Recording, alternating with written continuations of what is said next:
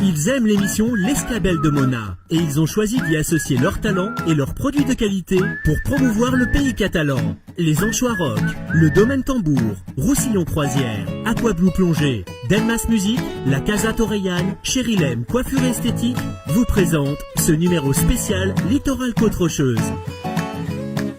Bonjour chers amis, c'est avec un immense plaisir et au bruit des vagues que je vous retrouve pour le 3e numéro de L'Escabelle de Mona, le webzine mensuel qui met en lumière les personnalités exceptionnelles du pays catalan.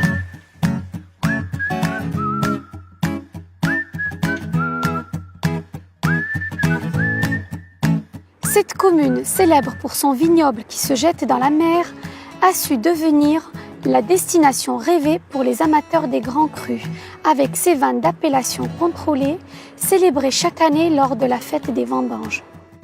Bagnoul-sur-Mer est aussi un havre de paix pour les amoureux de la nature, avec son nouveau biodiversarium qui abrite plus de 250 espèces représentatives de la faune aquatique méditerranéenne.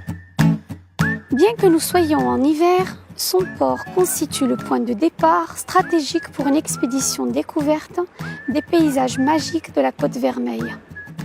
D'ailleurs, l'invité de ce numéro affectionne particulièrement cette nature hivernale épurée.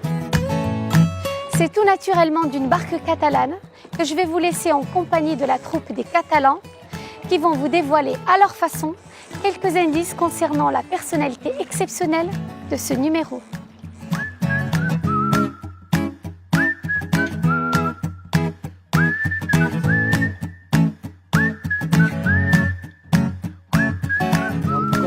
Il est adapté à ta taille. Je vais aller chercher un shorty pour que tu aies un peu plus chaud sous l'eau. Allez, ok, merci, super. Oh frère, mais où t'étais? Ça fait un quart d'heure que je t'attends. Regarde, frère, il m'a mis la combi de plongée, qu'est-ce que t'en penses? Ça va bien, hein? Ça va trop bien. Comme un gang. Mais tu vas être déçu. Pourquoi? J'ai pas réussi à faire ce que tu m'as demandé. Ah bon? Non, impossible pour moi, frère. Pourtant, j'ai fait ce que tu m'as dit, tu vois. Je les ai suivis, je suis allé sur tous les quais. J'ai essayé de les appâter, de les attirer, tu vois, mais c'était impossible, tu vois. Quand j'ai vu leurs ailes déployées, je suis rentré bredouille. Mais de quoi tu parles? Mais des mouettes, là, des goélands, tu vois. Tu vois, c'est des oiseaux magnifiques. C'est impossible pour moi de leur arracher les plumes, de faire ce que tu m'as demandé. Je peux pas leur arracher les plumes, tu vois, c'est au-delà de mes forces. Mais j'y sais, je t'ai demandé une plume à dessin, aller chercher la papeterie du coin. Je t'ai pas demandé de leur arracher les plumes. Hein. Une plume à dessin, mais pourquoi faire? Je t'explique, Fry. Tu sais très bien qu'ici, on a la réserve naturelle marine de Bagnoul-sur-Mer. Et qu'ici, on préserve les fonds marins. Et là, à l'école de plongée Aquablue, j'ai décidé de faire une initiation, Fry, en ta compagnie. Attends, tu veux qu'on nage tous les deux? Alors que toi, chaque fois que tu nages, tu bois la tasse. Mais là, je vais pas nager, Fry. Je vais me déplacer sous l'eau. Mais je suis d'accord avec toi, mais alors la plume, ça sert à quoi la plume? Mais la plume, c'est pour écrire un sketch sous l'eau. Tu m'as toujours dit que la mer te fascinait, que ça t'inspirait. Mais qu'est-ce que tu es en train de me sortir encore une idée saugrenue là? Mais ça devient d'où cette idée? Attends, je suis en train de comprendre. Ça, c'est encore en rapport avec l'invité de l'Escabelle de Mona. Mais non. Bon, oui, c'est vrai. Je te l'accorde. Oui, c'est vrai. Mais le 3e invité de l'Escabelle de Mona, Fry, il a dessiné sous l'eau. À 7 mètres de profondeur, Fry. Tiens-toi bien, 7 mètres. Ouais, mais bon, ce gars, il est doué, même extrêmement doué. Et 7 mètres, bon, il avait le matériel qu'il fallait. Tu peux pas te comparer à lui, Phil. Ah non, je ne me compare pas à lui. Mais ça fait rien. Je veux proposer de l'extraordinaire, j'y sais. Je veux sortir du déjà vu, du déjà fait. Je veux créer de la sensation, Fry. Mais la sensation la plus belle, Fry, moi je vais t'en donner une. Ça serait que tous les deux, tu vois, on prenne l'apéritif face à la mer, des tapas aux anchois, des verres de bagnous, en appréciant et en regardant la jetée. Ah ouais, je suis d'accord, Fry. Et tu sais quoi, tu m'as convaincu, je vais me changer. Et on va se le faire, cet apéro. Mais attention, façon extrême, je vais me changer, Fry. Je le savais. Je le savais.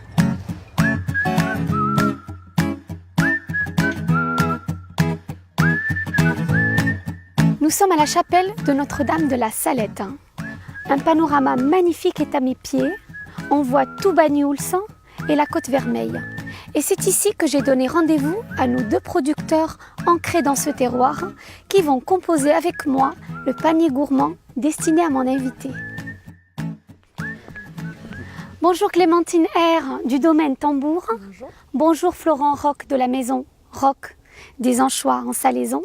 Merci d'être venu pour ce rendez-vous où on va composer ensemble le panier gourmand destiné à mon invité.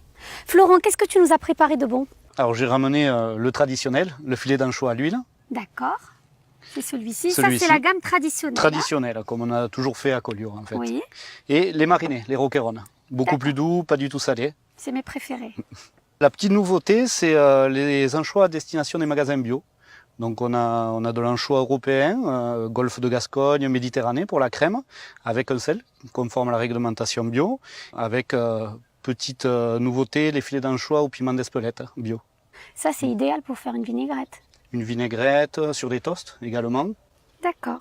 Eh bien, écoutez, mon invité va se régaler, ça c'est sûr. Clémentine R du domaine Tambour, qu'est-ce que vous nous avez ramené de beau? Que de belles choses. Alors tout d'abord, on peut regarder le Haute-Vigne, le Collioure blanc, qui accompagnera merveilleusement bien les anchois de Florent Roch.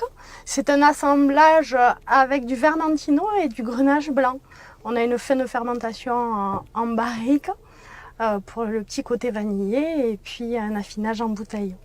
Ensuite, on retrouve bien sûr les Collioures rouges, le cuvée Victoria, donc qui est un assemblage de Mourvèdre, Grenache noir et de Syrah.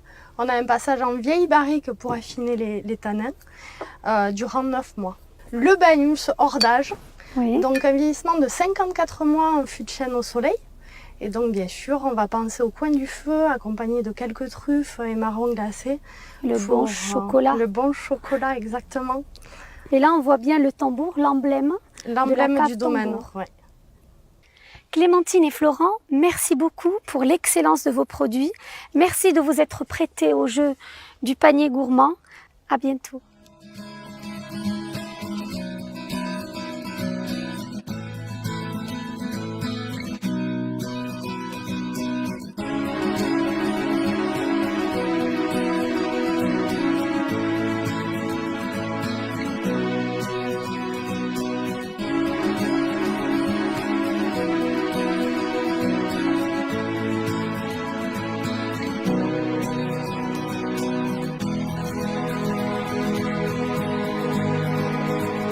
Bonjour Thierry Delory. Bonjour Mona, enchanté. Merci de me permettre de partager avec vous cette traversée entre Bagnous et Collioure sur le Roussillon 2, c'est le bateau sur lequel nous sommes. Ce décor est magnifique, il est certes hivernal, comme vous l'aimez, vous allez nous expliquer pourquoi, avec une météo qui est un petit peu brumeuse et tout, mais justement, vous êtes dessinateur, on vous dit de l'extrême, vous aimez pas ce mot-là, en tout cas vous êtes dessinateur de talent. Vous aimez graver le patrimoine, comme vous le dites. Alors, cette météo, qu'est-ce qu'elle vous inspire? Puisqu'on a choisi justement de tourner en hiver pour un petit peu coller à votre personnage. Déjà, pour un 6 décembre, elle est favorable, parce que si vous voulez, on aurait pu connaître pire au Cap Béar. Nous sommes au pied du Cap Béar, on voit le phare ici. Ce site, d'ailleurs, connaît des fois des coups de vent jusqu'à 240 km/h, donc aujourd'hui, on n'a pas à se plaindre, c'est plutôt bien. En revanche, pour dessiner, je suis plutôt tout terrain, tout temps. C'est-à-dire que l'hiver, pour moi, c'est effectivement une lecture privilégiée de toutes les strates du territoire et de la géologie et donc ce qui se passe au-dessus, à savoir tous les patrimoines bâtis. Et donc ça me permet de ciseler et de faire un travail d'exploration et de rendu des merveilles de tous ces patrimoines qui jalonnent tout ce territoire. En enlevant le superflu qui sont les couleurs, justement, c'est pour cela que vous aimez ce blanc et noir. C'est-à-dire que je suis plutôt dans la grande lignée des dessinateurs et des graveurs. Et effectivement, pour nous, la couleur n'apporte pas plus que ça. C'est-à-dire que ce qui est intéressant, c'est le squelette, c'est la genèse, c'est comprendre, c'est expliquer, et puis c'est supprimer effectivement les informations un peu inutiles, quoi. C'est pas... Si la mer, il suffit de mettre un trait, ça fait la ligne d'horizon, des fois on la comprend, ça suffit. C'est pas la peine de mettre du bleu dans le ciel ou du bleu dans la mer, quoi. On va s'asseoir et vous allez m'expliquer. D'ailleurs, on va profiter de ce décor magnifique et vous allez m'expliquer d'où vous vient cette passion de justement dessiner avec l'encre de Chine. Donc votre matériel est rudimentaire, c'est-à-dire de l'encre de Chine, du papier, D'où ça vous vient cette passion? Elle est accidentelle ou c'est une passion que vous traîniez depuis des années? Pour moi, le dessin, c'est depuis tout temps. C'est-à-dire depuis l'âge de 7-8 ans avec passion. À 11 ans, je faisais déjà des copies de pas mal de maîtres, en fait. Chardin, de la Tour, Rembrandt. Petite boîte de peinture à l'huile qu'on m'avait offert à Noël. Et puis je tapais ça sur du cartoile. 14 ans, je faisais mon premier décor. À 18 ans, j'étais diplômé à Paris d'école d'art. Et à 18 ans et demi, à la Chambre des métiers pour aller travailler parce que la famille n'avait pas d'argent pour payer les beaux-arts ou je ne sais quoi. Et donc, la solution, c'est de gagner sa vie. Voilà. Alors, pour la plume, quand je suis arrivé à Perpignan en 2007, j'envoyais à chaque fois, chaque année, pour Noël, à ma fille, un colis. Et je lui bourrais de plein de trucs parce qu'elle habite en Australie, elle y travaille depuis 10 ans, plus de 10 ans même. Elle est pâtissière boulangère là-bas. Je ne savais pas quoi lui acheter. Je lui ai acheté une boîte d'aquarelle Winsor et puis aussi une plume et de l'encre.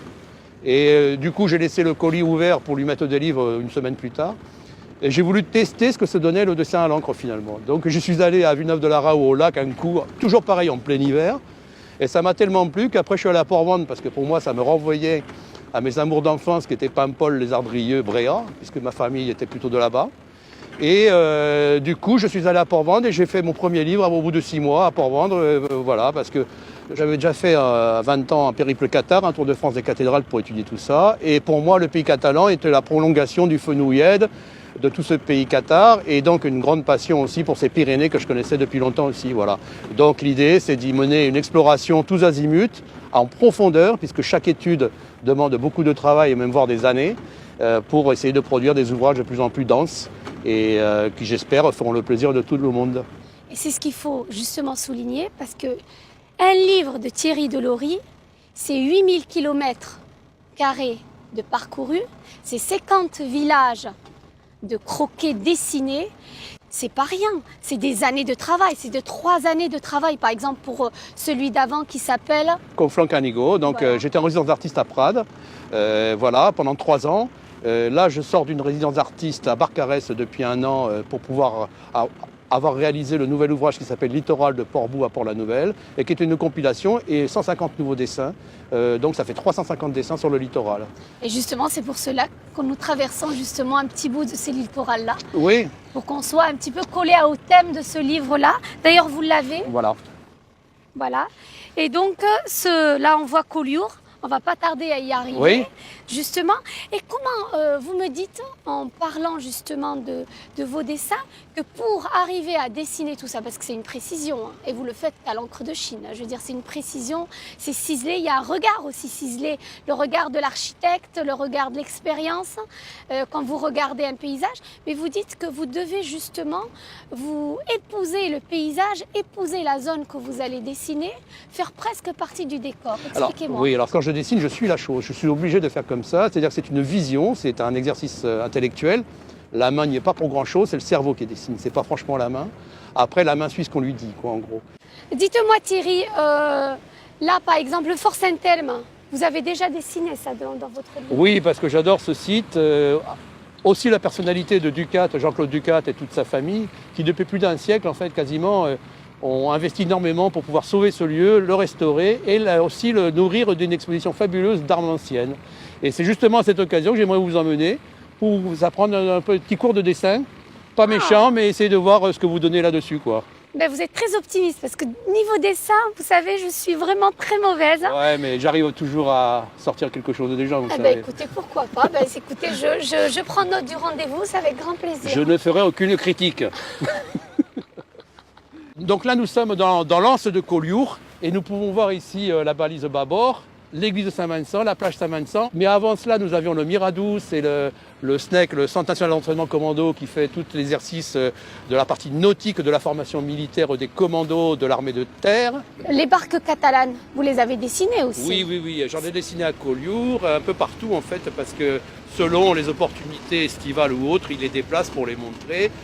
Aussi, ces barques font partie d'associations, appartiennent à des associations qui bien évidemment s'en occupent bien, les restaurent, notamment avec les chantiers de Proli gérés par le Conseil général. Là, voilà, il y a beaucoup de choses qui sont faites pour essayer de sauver ces quelques barques qui subsistent, parce que la plupart quand même ont été cassées, brûlées dans les années 70. Patrick Hubert, bonjour. Bonjour. Nous sommes sur votre bateau, le Roussillon 2. Voilà, c'est un bateau. Parlez-moi un peu de ce bateau-là, de cette embarcation. Alors, ce bateau il a été construit au chantier Martinez en 2007. Avec la particularité, on a 4 puits à vision qui permettent de faire des circuits à vision sous-marine. Et en 2011, on a fait le bateau de mon fils qui s'appelle le Marine. Et vous faites des traversées pendant que l'été ou toute l'année? Non, on commence à partir du mois d'avril. On a des circuits spécifiques qui se font vers le Cap Béar puisque c'est la partie la plus adaptée à ce type de promenade en mer, de matinale pour aller voir ces espèces qui évoluent dans le golfe.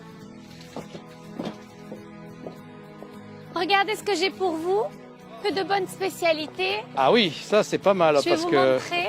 c'est une excellente idée pour tous les Catalans du coin de se faire des choses festives avec les amis. Et c'est les producteurs. Et locaux et production artisanale, mais vraiment de très bonne qualité. Et puis je vous donne rendez-vous d'ici quelques temps au Fort Saint-Elme. Et oui, pour l'initiation au dessin. Oui, on va essayer de faire quelque chose de vous. Merci beaucoup Thierry. On va essayer, je dis. Hein.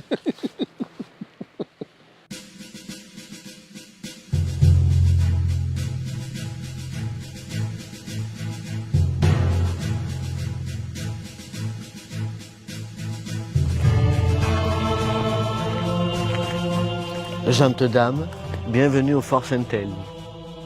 Eric, vous êtes le troubadour de ces lieux. Vous êtes la personne qui accueille le public quand ils viennent en visite au Fort Saint-Elme. Voilà. Racontez-moi un peu. Alors, on est plusieurs guides. Moi, je suis un guide un peu spécial pour Saint-Elme, puisque je suis un guide habillé d'époque XVIe siècle, dont je fais mes visites comptées. Voilà, mes visites sont avec beaucoup d'anecdotes. Je parle bien sûr de ce magnifique fort Saint-Elme, dont c'est une forteresse du XVIe siècle.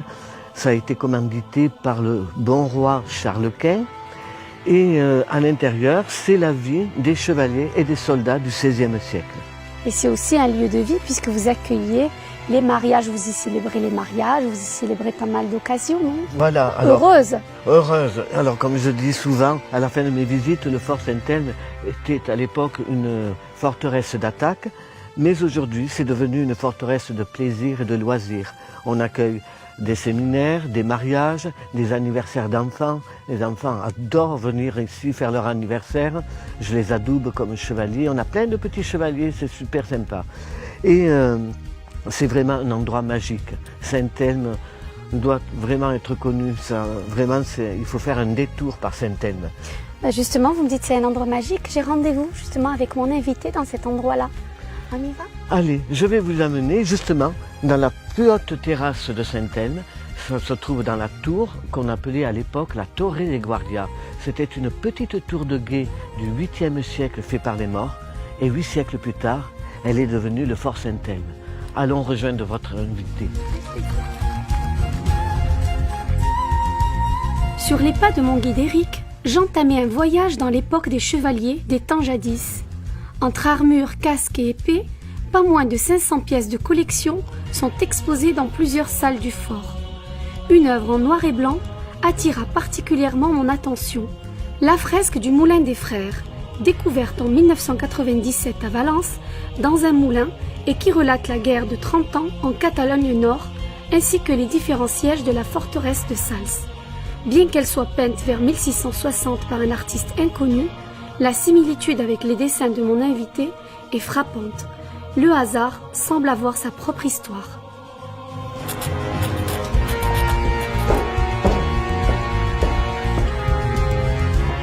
Voilà, je vous confie à votre invité, ce grand artiste. Je vous remercie de votre visite, Dame Mona. Merci beaucoup Eric, ce fut un plaisir. À bientôt. À bientôt. Bonjour Thierry Delory. Bonjour Mona. Eh bien toujours à l'œuvre, je vois. Oui, depuis ce matin 9h, voilà. Ben, dis donc, magnifique. L'idée c'est de tracer en fin de compte ce fort du Gommier avec un angle que j'avais jamais fait, de cette altitude-là, cette fameuse tour là du Fort Saint-Elme. Et voilà, on a un point de vue formidable parce qu'on a une vision à 360 degrés sur l'Albert, la plaine de Roussillon, jusqu'à Leucate quand on le voit, mais aujourd'hui c'est d'entrée maritime, donc forcément on est dans une brume très humide.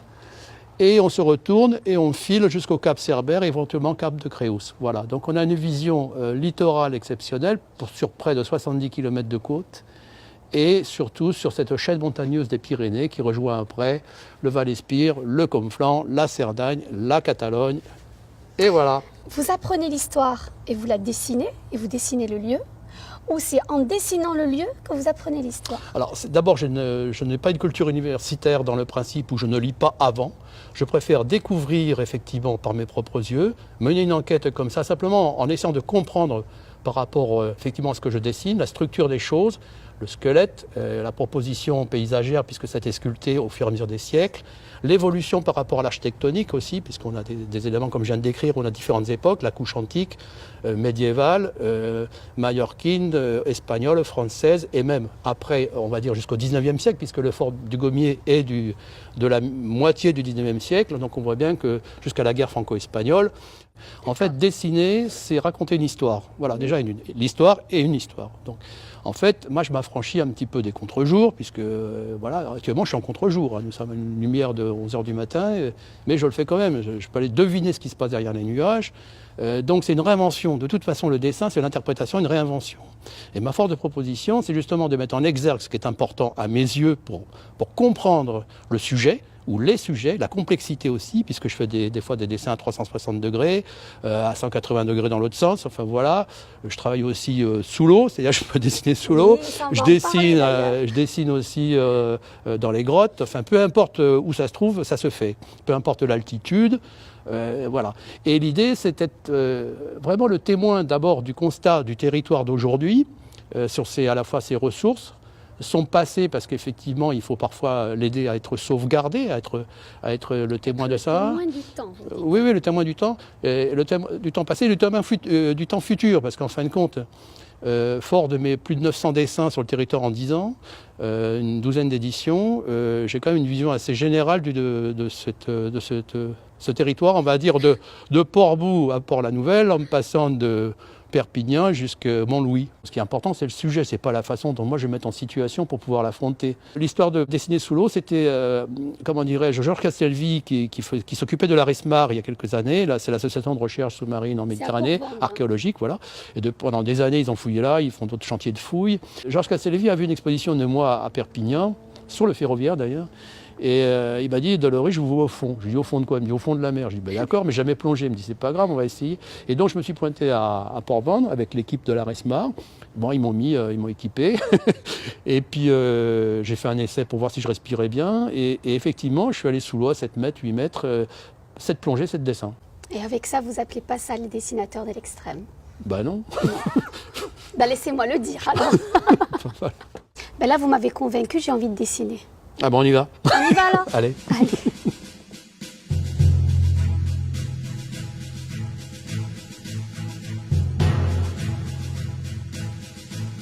Alors voilà, nous voici dans la salle de présentation des armes anciennes. Enfin, ça fait un peu tout le tour de l'intérieur de la tour du Fort Saint-Elme. Donc c'est une collection magnifique. Et l'idée, c'est d'essayer de vous apprendre à dessiner un casque, cette forme assez complexe d'ailleurs, parce qu'on n'a que des courbes et c'est pas si simple que ça. C'est de l'inscrire dans une forme géométrique déjà que vous allez imaginer comme un pourtour de cet objet, de ce casque. Et vous allez me dire dans quoi ça peut s'inscrire, par exemple, comme forme géométrique simple, un quadrilatère. Carré. Bravo. Si vous prenez votre outil de plume, vous faites comme ceci, vous voyez que subdiviser, c'est quasiment à la moitié. Voilà, donc, là. Il vous faut mettre un point ici, et en perspective, on va être légèrement plus bas par là. D'accord? Donc après, vous prenez votre plume et vous allez rejoindre ces deux pointes et vous allez comme ça avec votre plume, vous regardez l'angle que ça fait. Vous le mettez en superposition de la pointe en avant et de la pointe en arrière. Bah oui, ça non. Ouais. Ah non, mais surtout ne perdez pas cet angle. Gardez-le et vous le reportez sur votre dessin. Allez doucement. Regardez l'objet quand même. Vous avez... Oui. Ça va finir en escargot. On va faire une gargolade. Je l'aurais mis comme ça, avec le truc comme ça. Ouais. Non. Tiens, vous allez me donner votre matériel parce que la récréation est finie. J'ai bien travaillé quand même. On peut le dire. Et alors pour vous remercier de votre patience et puis surtout d'accepter mes commentaires un peu difficiles sur votre œuvre, je vous offre ce dessin de dessinateur de 2 heures. Et on voit le fort du Gommier, les Fetches avec les vignes, jusqu'à la Madeleine, la Massane et le relief avec toute l'agriculture. Merci beaucoup. Merci beaucoup. De rien, allez.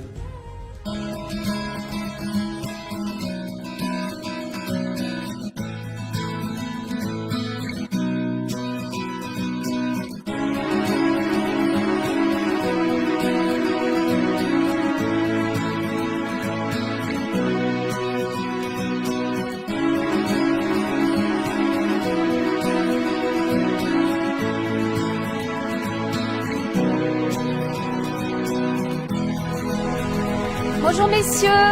Bonjour madame. Bonjour monsieur Richard Cassoli. Enchanté. Mona Fajal. Enchanté Mona. Cette jolie barque catalane est à vous? C'est exactement ça, oui. Eh bien écoutez, je viens de parler avec mon invité du mois qui est Thierry Delory, dessinateur de l'Extrême. Et on parlait du fait que c'est la rareté de la barque catalane. La barque catalane, c'est quoi? C'est une passion? C'est la préservation du patrimoine? Alors effectivement, je dirais que c'est une passion qui a plusieurs ressorts. Parce qu'effectivement, il y a de la préservation du patrimoine, dont en 1930, jusque dans les années 30-40, il y avait à peu près 250 barques sur toute la côte catalane. Et puis actuellement, des grandes barques, des grands sardinales comme celui-ci, il n'en reste plus qu'une petite dizaine. Donc on sent qu'il y a quelque chose qui est en train de disparaître. Donc voilà, ça augmente la rareté et donc je pense que ça a une influence sur la passion. Et puis il y a autre chose, un lien avec la mer qui est très important, puisqu'il y a cette notion de liberté avec la mer. C'est quelque chose qui fait un tout qui est très passionnel, effectivement. Dans quelle occasion vous sortez ces barques? Alors ces barques, elles sortent pour des manifestations patrimoniales, essentiellement. On est invité sur toute la côte, jusqu'aux terres de l'Èbre, dont au sud de Tarragone. On est invité à Minorque aussi. C'est une barque qui a traversé 2 fois la mer d'Iroise au cours des fêtes de Brest et de Douarnenez aussi. C'est un bateau qui a fini 4e au concours des côtes de France aussi, à Brest. Donc voilà, c'est un bateau qui a vraiment, comme les motifs la navigation, créé quelque chose de dynamique autour de la navigation.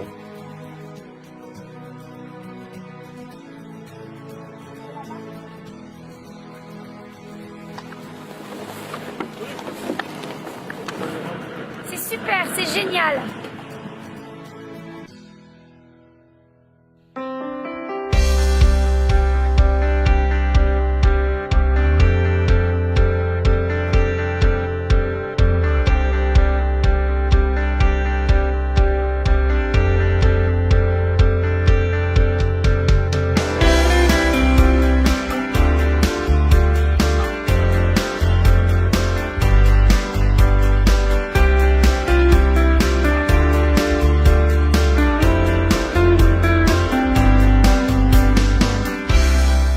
Degré, bonjour. Merci de nous accueillir dans ce gîte de charme dont vous êtes la propriétaire. Vous êtes une décoratrice d'intérieur et nous ne sommes pas dans n'importe quel endroit puisque nous sommes dans un endroit qui est assez célèbre puisqu'il a reçu les caméras de plusieurs émissions, entre autres l'émission de Stéphane Bern qui est la maison préférée des Français. Alors c'est une ancienne maison vigneronne. Pour nous, il était important de lui donner un nom, donc elle s'appelle la Casa Torellane parce qu'on est à Toreil. Et c'est une maison que nous avons rénovée sur pas mal d'années avec tout notre cœur, toute notre passion. Et on a voulu la faire partager aux autres, c'est-à-dire que nous la louons quand nous sommes absents. Alors on y a mis tout le confort, vous avez piscine intérieure, jacuzzi. Et maintenant nous avons créé les thermes de Toreil qui sont dans l'ancien couvent. Dans lesquels on va trouver le hammam, salle de massage, coiffeur, esthétique. Dans la vie, on n'est que des passeurs, donc il faut respecter quand même ce qui a été fait précédemment et puis rénover en gardant le maximum de choses. Merci beaucoup Anne Degré. Merci à vous.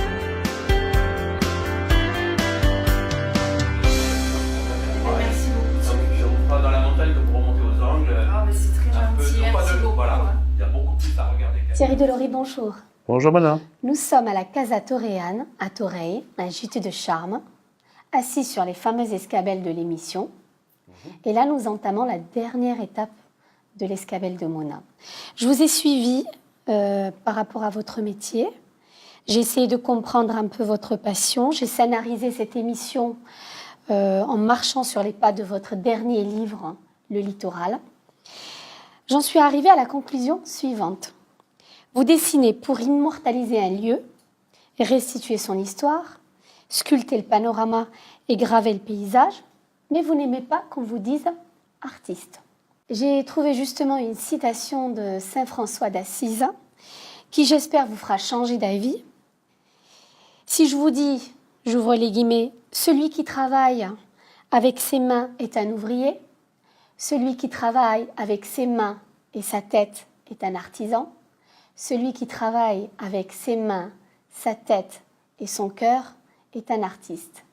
Est-ce que j'arrive à vous convaincre et dire de vous que vous êtes un artiste? Alors, avec cette formulation, oui, effectivement, ma démarche de dessinateur commence évidemment par le cerveau, puisque la main sans le cerveau, sans l'intelligence, sans la vision, sans la force de proposition et l'interprétation, et à ce moment-là l'invention, n'est rien. Donc effectivement, c'est d'abord l'intelligence, après la main, et voilà, et le cœur forcément, puisque c'est de la passion, c'est de l'endurance, c'est beaucoup de travail, mais avant tout, c'est nécessaire pour moi. Voilà. Thierry, j'ai aussi envie d'aborder avec vous un métier que vous avez pratiqué par le passé et qui, à mon sens, nourrit énormément votre métier actuel de dessinateur. C'est-à-dire que vous avez travaillé dans le théâtre. Vous avez été architecte, décorateur et scénographe. Donc, nous allons faire une interview levée de rideau.